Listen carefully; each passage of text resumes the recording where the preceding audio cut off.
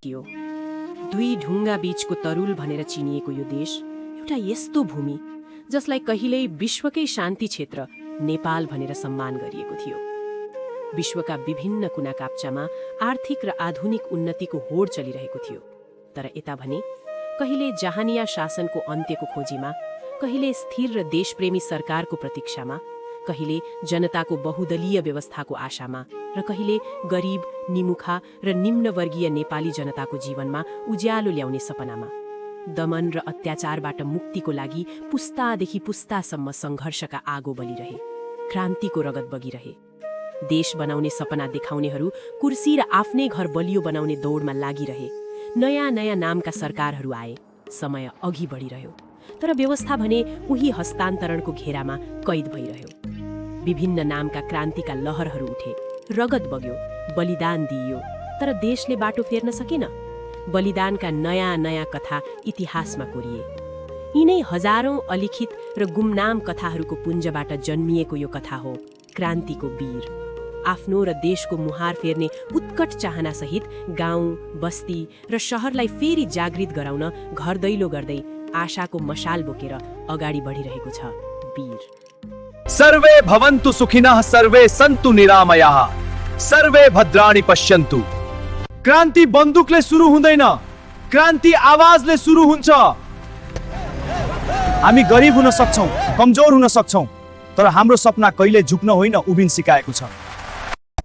उसको क्रान्तिको शैली अलि पृथक थियो। ऊ आफ्नो आवाजलाई केवल नारा र आक्रोशमा सीमित राख्दैन थियो। ऊ त संस्कृतका श्लोकबाट आफ्नो यात्राको सुरुवात गर्थ्यो। उत्तिष्ठ जाग्रत प्राप्य वरान् निबोधत।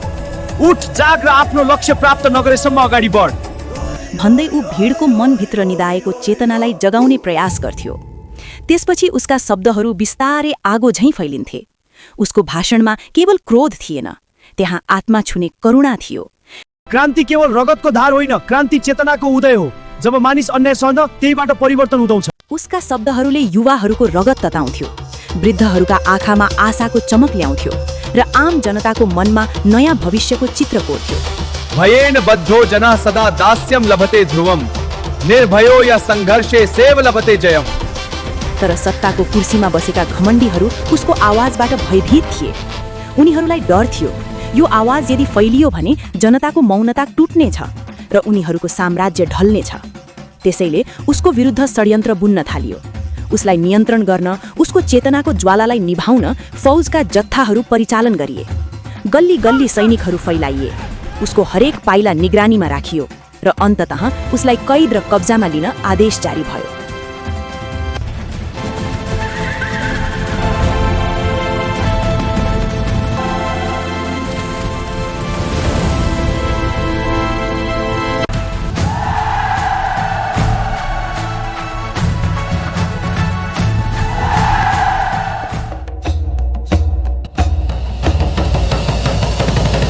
यी हुन् क्रान्ति, दृढ सङ्कल्पी अनि देशप्रेमी। सासमा देश, आत्मामा परिवर्तनको ज्वाला छ। व्यक्तिगत रूपमा क्रान्तिको मन र मुटु दुवै वीरका लागि समर्पित थिए। त्यसैले बनारसका ती पुराना गल्लीहरूमा जहाँ वीरले भविष्यको सपना कोर्दै थियो, अधुरो पढाइ, अधुरा योजना छोडेर स्वदेश बोलाइन्। मायाका खातिर अधुरो पढाइ छोडेर बनारसबाट वीर आफ्नै स्वदेश फर्किए र त्यही क्षणदेखि एउटा प्रेम कथा मात्र होइन, एउटा क्रान्तिको अध्याय सुरु भयो।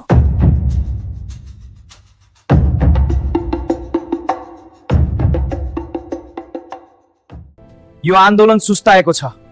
जबसम्म जनताको रगत तात्दैन र सडकमा गर्जिँदैन, तबसम्म क्रान्ति सम्भव हुँदैन। म मात्रले के परिवर्तन गर्न सकुला खोइ? तिमी थकै मेट्दै गर, म बुबा हजुरलाई भेटेर फर्कन्छु। बुबा हजुर, तपाईले मलाई सानैदेखि सिकाउनु भयो। हामी जहाँ जसरी भए तापनि हाम्रो अस्तित्व भनेको हाम्रो देश हो। आज त्यही पाठले मेरो मुटुलाई चिर्दै निर्णय गराएकी छु। क्रान्ति, तिमी उसलाई आफ्नै हातले पक्राउ गराउन जाँदैछौ।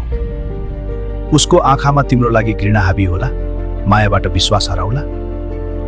घृणा देखे पनि सहन्छु। उसले आज मलाई गलत बुझ्ला, तर भोलि इतिहासले सही ठहर गर्नेछ। क्रान्ति खेल होइन बुबा हजुर, यसलाई अधुरो र व्यक्तिगत भावनाले होइन, बलिदानले पूरा गर्नुपर्छ। तर छोरी, प्रेम पनि त जीवन हो। के तिमी आफ्नो हातले आफ्नो खुसी बलि चढाउँदैछौ? खुसी? देश नै रोइरहेको बेला मेरो खुसीको अर्थ के हो? उसलाई माया गर्छु। त्यो माया सानो घरको सपनामा रङ्गिएको थियो। आँगनमा फुल्ने रात रानी, झ्यालबाट पस्ने बिहानको घाम, हामी दुईको हाँसोले भरिने एक शान्त संसार। यो त व्यक्तिगत सपना भयो, तर बुबा हजुर, जब देशकै आकाश धुवाँले ढाकिएको छ, यो सानो झ्यालबाट आउने घाम कस्तो हुन्छ? जब हजारौं घरहरू अन्यायले थिचिएका छन्, म कसरी आफ्नो घरको सपना बुन्न सक्छु? तिम्रो राष्ट्रप्रेमको म गौरव गर्छु। सबैले देशको माया गरेका भए यो अवस्था आउँदैन थियो। क्रान्ति केवल नाराले चल्दैन बुबा हजुर, यसलाई बलिदान चाहिन्छ। म तिम्रो निर्णयको पक्षमा छु छोरी।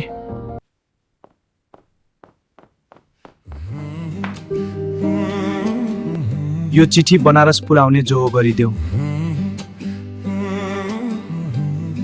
यो क्रान्तिको नेतृत्व गर्न सक्छु जस्तो लाग्दैन। अवस्थालाई मध्यनजर गर्दै मैले फर्किने निर्णय गरेँ। आज पसिना बग्छ, आज आँसु झर्छ, आज बाटो कठोर छ, तर सम्झनुहोस्, आजको त्याग बिना भोलिको स्वर्णिम बिहान जन्मिँदैन। भयभीत भएर फर्क्नुभन्दा राष्ट्रका लागि कर्तव्य पूरा गर्नु नै साँचो देशभक्ति हो। वीर, जब कठिन समय आउँछ, देशको पक्षमा उभिनु नै साँचो देशभक्ति हो। एक क्षण गुमियो भने अवसर हराउँछ। विजयको आधार केवल यही क्रान्ति नै हो। मानरक्षणार्थे देहत्यागः कीर्तिम ददाति शाश्वतीम। कायर भएर बाँच्नु श्रेयस्कर हुँदैन, वीर शहीद हुनु श्रेष्ठ हुन्छ। देश भनेको केवल भूगोल होइन, देश भनेको हाम्रो पहिचान हो, हाम्रो भविष्य। तिम्रो लागि देश प्रेम भनेको केवल झण्डा हल्लाउनु वा नारा लगाउनु मात्र हो। तिमी मेरो जीवन हो, तर देश त मेरो अस्तित्व हो। अस्तित्व बचेन भने जीवनको के अर्थ? आजको त्याग बिना भोलिको स्वर्णिम बिहान जन्मिँदैन। हे मातृभूमि, तिमीलाई नमस्कार। तिम्रो सेवा नै मेरो जीवन हो। मेरो कर्मले तिम्रो यश अझ उज्यालो बनोस्।